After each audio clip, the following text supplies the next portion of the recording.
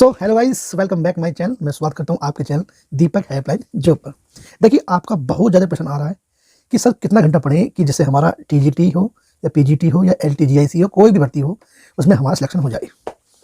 तो मैं बात करने वाला हूँ टीजीटी पीजीटी और एलटीजीआईसी को लेकर के कि आप ऐसा कितना घंटा पढ़े जिससे आपका सिलेक्शन इस बार हो जाए। तो भैया कम से कम 48 घंटा पढ़ना पड़ेगा। कुछ खाना नहीं पड़ेगा, ठीक है, और सोना नहीं पड़ेगा, ठीक है, और खेलना नहीं पड़ेगा, घूमना नहीं पड़ेगा, सिर्फ आपको पढ़ना ही पढ़ना है, ठीक है। आप ये काम कर लीजिए, अपने को लग जाएगी, ठीक है। आप डर गए होंगे ना मैं मजाक कर रहा था। देखिए, बात करता हूँ सीरियस करते, बिल्कुल सीरियस मूड में आता हूँ कति सब। देखिए, यदि आपका पहले से ही इच्छा है कि मुझे इस क्षेत्र में अपनी जगह बनानी है, मुझे टीजीटी में ही या पीजीटी में ही नौकरी पानी है, मुझे शिक्षक कार्य करना है, मुझे शिक्षक बनना है, यदि आप बचपन से ही आपके दिमाग में बैठी हुई है बात, तो 100% श्योर कह रहा हूँ आप एक अच्छा शिक्षक बन जाएंगे।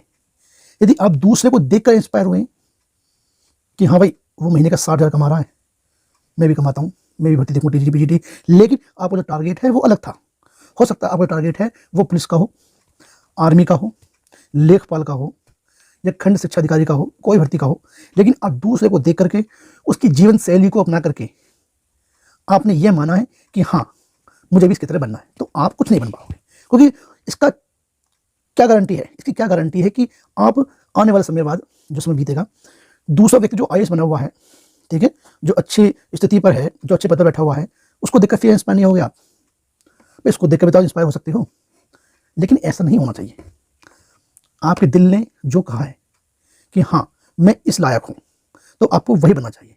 आपके ऑटोमेटिक अंदर से बात आती है कि हाँ मुझे ये बनना है, मुझे ये क्वालिफाई करना है, मुझे नेट निकालना है, मुझे टीजीटी निकालनी है, मुझे पीजीटी निकालना है। ये मन से बात आती है, ना कि दूसरे को देख करके। चलिए, फिलहाल मैं भी टीजीटी पीजीटी बात करने वाला हूँ या एलटीजीआईसी को लेकर के। देखिए, मैटर यह नहीं करता कि आप कितने घंटे पढ़ रहे हो, मैटर करता है कि आप क्या पढ़ रहे हो और कितना किस हिसाब से पढ़ रहे हो। इसमें कितनी क्वांटिटी नहीं देखनी, क्वांटिटी अलग होती है, मतलब कितनी गुणवत्ता, आप कितने अच्छे से उस चीज़ को पढ़ रहे हो, जो चीज़ आप पढ़ रहे हो वो अच्छे से आप ऑब्जर्व कर भी पा रहे हो या नहीं कर पा रहे हो। मान लीजिए आप एक टॉपिक लेकर बैठे हो, ठीक है, आपको ये लग रहा है कि हाँ मुझे टॉपिक पढ़ना है, या मुझे आज पूरी किताब पढ़नी है, या मुझे ये चैप्टर कवर करना है, तो आप ये मत सोचना कि आप एक दिन में इतने चैप्टर क्लियर कर लोगे, ठीक है। आप दूसरों को बेवकूफ़ बना सकते हो, लेकिन खुद को बेवकूफ़ नहीं बना सकते, ठीक है। अब तुम्हें क्या करना होगा, आप सबसे पहले एक चैप्टर सेलेक्ट कर लीजिए, कोई भी चीज़ हो, आपका कोई भी सब्जेक्ट हो, कोई भी सब्जेक्ट हो आपका, आप एक चैप्टर सेलेक्ट कर लीजिए।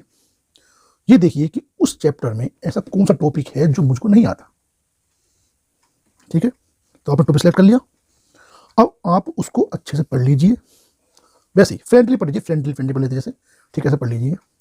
फिर आँख बीच करके ये देखिए, ये ऑब्जर्व करिए कि जो मैंने पढ़ा है वो मैंने कितना मुझे याद है, उसको रिमाइंड कीजिए।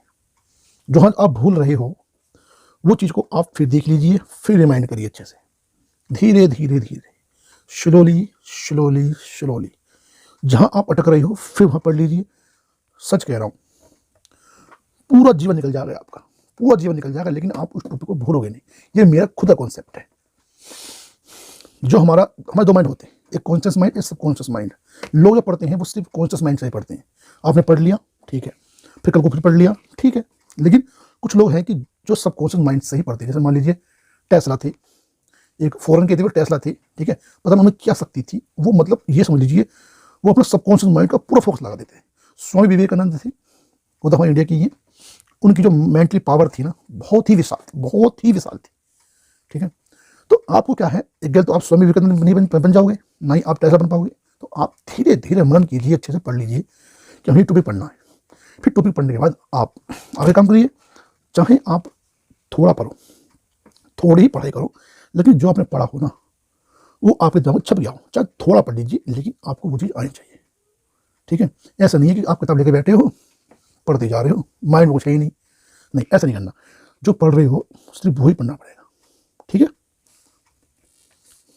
यहाँ पर टाइम मैटर नहीं करता पढ़ाई में, वहाँ पर क्वालिटी, वहाँ क्वालिटी क्या है आपकी, जो आपने पढ़ा उसकी क्वालिटी कितनी, उसकी गुणवत्ता कितनी है, जो आपने सीखा है, जो आपने ऑब्जर्व किया है, वो आपके माइंड ने उसको लिया भी है या छोड़ दिया। समझ नहीं बात को मैं क्या कहना चाह रहा हूँ। तो यहाँ पर क्वालिटी मैटर करती है, आपने वो उसको किस क्वालिटी का समझ पढ़ा है, कैसे पढ़ा है, कैसे उसको याद किया है। ठीक है, मेरे पास एक बुक है, मैं आपको दिखाना चाहता हूँ। देखिए, ये वो बुक है, शायद आपको उल्टी नजर आ रही होगी, मैं पकड़ सुना देता हूँ।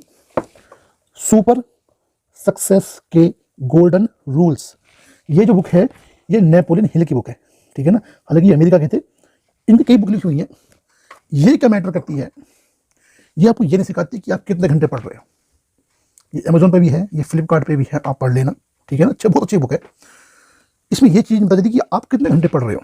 ये मैटर करता है कि आप उस चीज़ को कैसे याद कर रहे हो।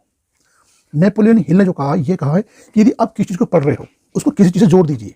जैसे मान लीजिए, चलो मैं अपना सब्जेक्ट लेता हूँ, मेरा सब्जेक्ट सोशियोलॉजी है, और उसमें एक चैप्टर है division of labour in society, जो कि दुर्खी में लिखी है। समाजशास्त्री होंगे कुछ यहाँ पर, समझ गए होंगे। तो the division of labour in society, division मतलब कि बटा हुआ, डिवाइडर। अब उसको मैंने कैसे याद किया, मैंने याद किया डिवाइडर।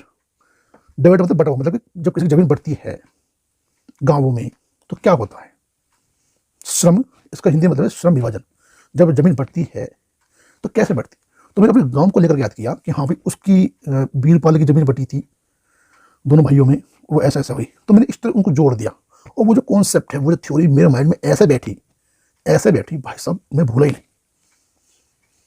तो मेन चीज़ ये है कि आप जो पढ़ रहे हो ना, आपकी एक थीम होनी चाहिए, आपकी एक लेयर होनी चाहिए। आप ये आज पढ़े हो 1 घंटा, चाहे कल को 1 घंटा ही पढ़ो, लेकिन आप जो आपने पहले पढ़ा है उसको आज रिविजन करो, और आज नया पढ़ो। जब आप परसों को पढ़ोगे तो कल पीछे वाले कल का, अब पिछले वाले परसों का, दोनों का रिवीजन करो, फिर नया पढ़ो। ऐसे चला, कड़ी बाई कड़ी जोड़नी पड़ती है उसमें। ठीक है ना, तो आप ऐसा करो, आई 100% श्योर आप सक्सेस होंगे। Thank you for watching.